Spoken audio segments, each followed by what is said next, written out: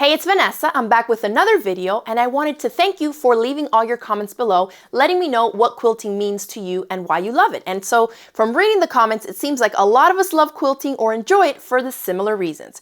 And so I'm getting super excited about this new online community that I'm getting ready to put out for all of us quilters. And I wanted to briefly go through the types of things that will be in this new online community. And there's so many that I really need a list because I can't keep them all in my mind and remember them all. So we're going to have some video classes. There's some going to be project-based and some will be technique-based. It's all going to be quilting or quilted type projects. And there's also going to be tons of never before seen footage. So I'm designing these new projects just for our community members, okay?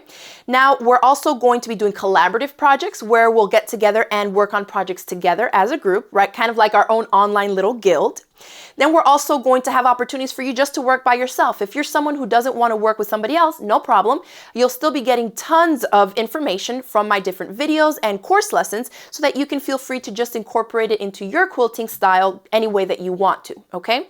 You're also going to have the opportunity to ask questions, ask advice from other quilters, both myself and then all your peers, right? Everybody that's going to be in the community with us.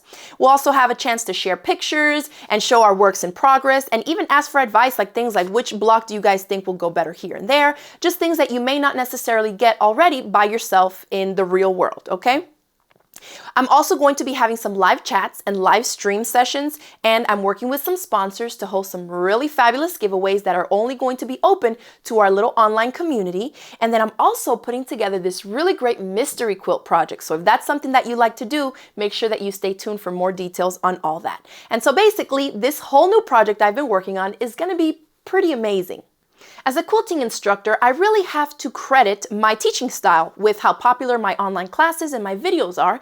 And I feel like once I get the hang of something, I'm confident enough in my teaching abilities that I can pass that knowledge down to somebody else, like you. So no matter what you may be thinking that this may not be for you, I promise you, you will be able to complete your projects or learn a new technique or skill using my online video lessons. And so what I want to do now is kind of show you this new technique that I came across, and it's really fun and easy. And I promise that after you watch this video, I bet you'll be able to do it at home too. So this is a really fun and easy technique. I learned it from Peg Spradlin and Jenny Doan. They each use some few different shapes. And so I went home and gave it a try myself, and I want to share it with you guys so that you also can give it a try. It's really easy and great for beginners. So let me show you. This is what I started with here. This is a 7-inch square and this is a 3-inch square. And without having to cut into my pieces to stitch them together, I was able to stitch them up and make them like this. So Peg Spradlin calls it fold and sew quilts, and I kind of like to call it sandwich piecing because that's what we're doing. We're sandwiching the fabrics in. So let me show you. You can do this any size and pretty much any shape as long as you can do straight seams across. I'll show you how that works. So for this square, I'm just going to fold it. It's just placed on top. There's nothing else there. Sometimes to keep it from moving, I will take my little lapel stick here and just dab a little dot. And this doesn't have to be in the center. It can be off to the side, at an angle, whatever you want. We're just going to do it right in the center so I can show you how I did this one. And then what you do is you fold one edge over. So where we have the raw edges of our square, we fold it over right to where that raw edge is and take it to the ironing board and press that in place. So I'm pressing it right where the raw edge of my red square is, okay? And then you take it to your sewing machine and stitch a 1/4 inch of a seam straight down, just like you would normally do in your piecing. So now what happens when we open this up is that the raw edge on the side there of the red square is now encased in here. So you can just take it over, press it open just like you normally would, and you're going to repeat that till you encase all the 4 sides. So then I would come to this side first, or second I should say, like the opposite side of the other one that we just did. Press it first so it holds it in place and stays crisp. And again, stitch your 1/4 inch seam allowance. Come back to my pressing board, press that seam open, and once those 2 sides are done, we can just repeat this to the other 2 raw edges. So you would just repeat that here, and then you would end up with this little square. And sometimes your edges may be a little wonky, especially if you set things at an angle or you're messing around with different shapes that are not just squares or rectangles. And all you have to do is make sure that you start off with pieces large enough so that you can then trim them down to a smaller size and get rid of any wonky sides. So let me show you a few samples that I did here using different ways. I used a rectangle for this one and offset it a little bit further down. So you can see that this block can be put into a quilt any kind of way. You can make a ton of them just the same and then alternate them kind of make it look like little confetti spots sparkled or sprinkled around your quilt top. That would be cute. And then this one I did it with a triangle as well. And so you can fit that in. Remember, just do one, do the other side, just so that the raw edges of whatever the shape is encased in there. Now here's a cool one that I tried. I did something a little bit different with, and I'll show you how I ended up with this in here in the middle. I got my background square, and I got 2 strips that are the same size, and I put one wherever you want it, and the other one right on top. And then I sandwiched it in there with all of these layers. So notice when I stitch that seam down, I'm going to end up with both of these raw edges encased in there. So when we open it up, we'll end up with this one. And then I just repeated that to the outer seams on the long sides and then again on the short sides. And you end up with this really cool looking block.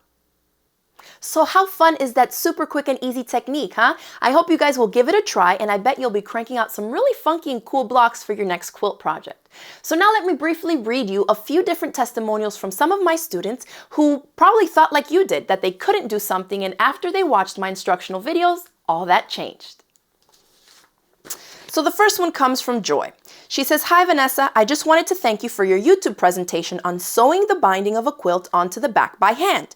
I have been quilting for about 5 years, and I realized that I had never seen anyone actually do that. I started my new quilt binding last night right after I watched your video, and it's turning out so nice," in capital letters she writes. "I can't believe it. I have always just haphazardly sewn them on or done it by machine, which isn't that great. So thank you for taking the time to put that video up. I have found your blog and appreciate all that you do." So the next one here comes from Sandra. She says, "I have been struggling for years and staying away from paper piecing. I found your instructions and your video made it so clear, and trust me, I have watched all the big sewers and read every book I could, and they made no sense to me. Your video made it so clear. Thank you." Okay, so that's someone for paper piecing. And now the last testimonial that I have here comes from Linda. And so she says, "Thank you so much for doing up this very simple paper piecing method tutorial. I'm a relatively new quilter in that I have been quilting for just over a year. I'm a visual learner and my situation has changed dramatically, and I find that I can no longer attend my school of quilting at a quilt shop located out of my county. I have a block of the month block to do that is paper pieced, and I've been totally terrified to do it until I have now seen your amazing tutorial. I noted your other tutorials and I'm thrilled that these are here and available to me in my learning stages." So you hear it firsthand from some of my students. If you're ready to take your quilting to the next level and make some lifelong friends, then make sure that you stay tuned for my next video where I'm going to be sharing with you the details of the new online community for quilters that I'm building right here. Also, be on the lookout for my next email because this opportunity will be available for a limited time only. So I hope you're getting excited because I know I am getting excited and I want to hear from you. Go ahead and leave me a comment below and let me know what part of this whole new online community that I'm bringing up are you looking forward to the most. Thanks again for watching, and I'll see you in the next video.